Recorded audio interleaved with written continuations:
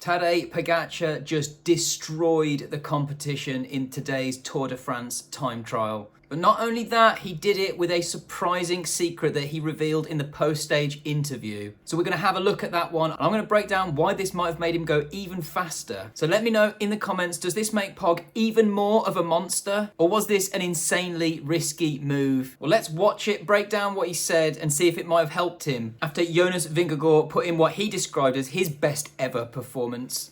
Yeah, I think I can be happy with my performance today. I think I did probably my best ever performance, and yeah, to be honest, and today was just stronger, and he deserves to win, so congrats to him. Okay, let's go, Pog. What have you got to say? You were very happy with your performance. Super happy.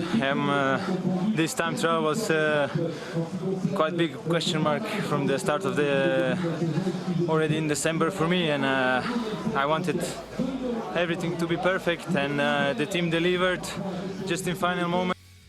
So I think most of us already knew that. He'd kind of earmarked this one as a stage that he was really going to try and gain some time and show Jonas who's boss. So there's nothing particularly surprising about that. But it's what else he says that's interesting. Really, I started the day good, had an easy day in the morning, and then nice preparation. And yeah, I was really targeting to do from start to finish all out, and just yeah, try to smash as much as possible on pedals. And yeah, I almost blew up in the end, but I saw the timer on the top, and I was it gave me an extra push because I saw that I'm gonna win.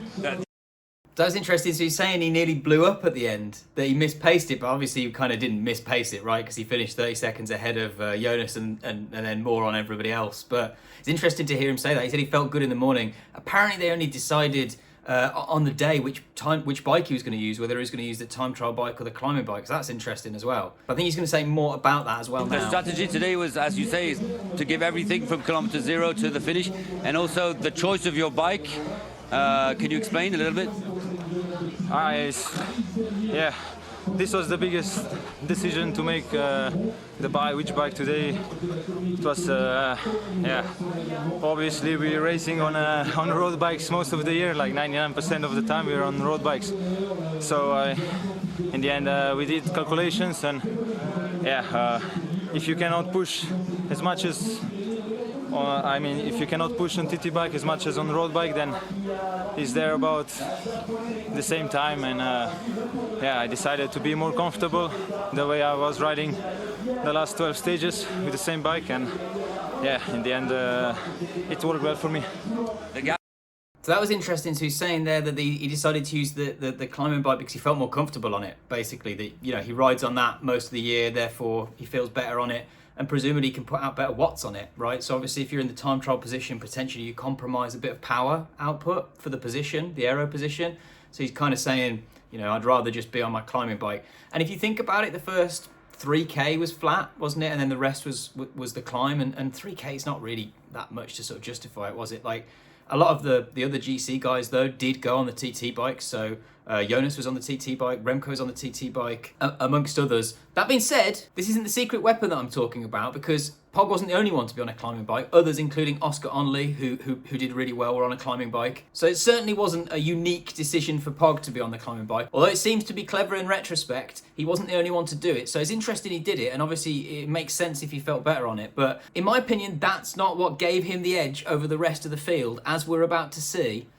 Laps are very good, are very interesting. Over 30 seconds on Jonas, and much more on all the others. Are you surprised? Yeah, I didn't.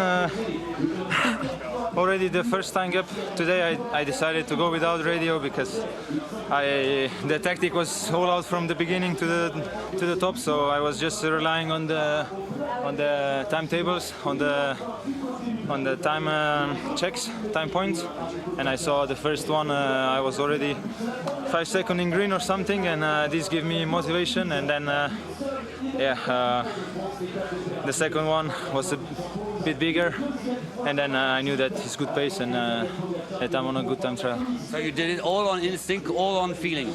Yeah, basically, yeah. So that's absolutely crazy. He's saying he took out the earpiece, he didn't have any team instructions. He had absolutely no idea how far he was ahead of Jonas or any of the other guys other than the intermediate time checks that he'd see on the screen as he was going through them. So there were 3 of those. And other than that, he just had to push as hard as he could. Like he said, the strategy earlier on was to just go as hard as he could. Therefore, the DS wasn't really going to help him other than maybe worry him, right? So that was really, really interesting because not a lot of guys do that. That's quite a rare, unique thing for the GC guys to do. I don't know that any of the other guys did that today. And it's certainly not a commonplace thing. So it's really interesting that Pog decided, I'm just going to go as hard as I can. I'm on my climbing bike, but I'm not going to have the earpiece in because it's not going to help me. It's not going to make any difference. I've just got to go all out, empty the tank and do everything that I can. And if you remember, this isn't actually the first time that he's done this because there's another very, very famous uphill Pogacar time trial that you might recall from the Tour de France in 2020, stage 20, when he took the lead from Primož Roglič and went into the yellow jersey on the penultimate day. For that TT also, he did not have an earpiece and he did not have a bike computer either. He just went as hard as he could. So it seems that maybe that's something that helps him, not to have the voice in his ear telling him how far ahead or behind he is. He just likes to empty the tank, go as hard as he can, and sometimes maybe you can push harder than the numbers on the power meter if you can't see what they are. A power meter is great, and I have to say I love power meters, but also sometimes they can kind of limit you. If you think you can hold a certain amount of power for a certain amount of time, you might be able to do more than that, but you're telling yourself you're limited to this amount of power that you know you can do. You may be stronger than that on the day. The adrenaline, the form, the training, all of those things could have an effect and mean that you're stronger than you think you are in that moment. So not having a power meter and just pushing as hard as you can might actually be the best tactic if you're one of the strongest guys. Jonas, in his own words after the stage, also said that this was his best ever level. He thinks this was his best ever time trial performance. And if that's the case, that almost certainly means that Pog had to be at or near his best level to be able to take 30 seconds out of Vingegaard. So maybe he was pushing above his limits of what he would have been doing with a power meter and without a DS telling him what to do. So it's absolutely crazy, but I'm not surprised that Pog did that. Let's see what else he's got to say. Of course, I was thinking not to blow up in the first part. Almost did in the end, but yeah, maybe the last 3 kilometers from 3 to 2, I took a deep breath, reset a little bit, just drop a little bit the power, and then yeah, because I knew that the last kick is super steep, and yeah, I wanted to come to the last steep part still with somewhat good legs. Congratulations. Thank you. So the fact that he was focused and didn't have to face that external pressure, had already got his pacing dialed from his training earlier on in the camp, might have given him the psychological edge. It's either a sign of confidence, genius, or madness, and I'm not really sure which. To do that at this sort of level in the World Tour, fighting for the yellow jersey, having that confidence in yourself, that truly is one of the things that makes him one of, if not the best riders of all time. So was this just Pog being Pog? Did ditching the earpiece make him faster, or is it just a coincidence? Either way, in my opinion, that shows how locked in he's feeling right now. So it's going to leave Visma scrambling for more answers. Let me know what you think down below in the comments. Was this a bold move or just talk chaos as usual? I'm not even sure it's as bold a move as Jonas's choice of helmet. If you're enjoying this kind of tour analysis, hit the like, comment, most importantly subscribe button, and catch you on the next one.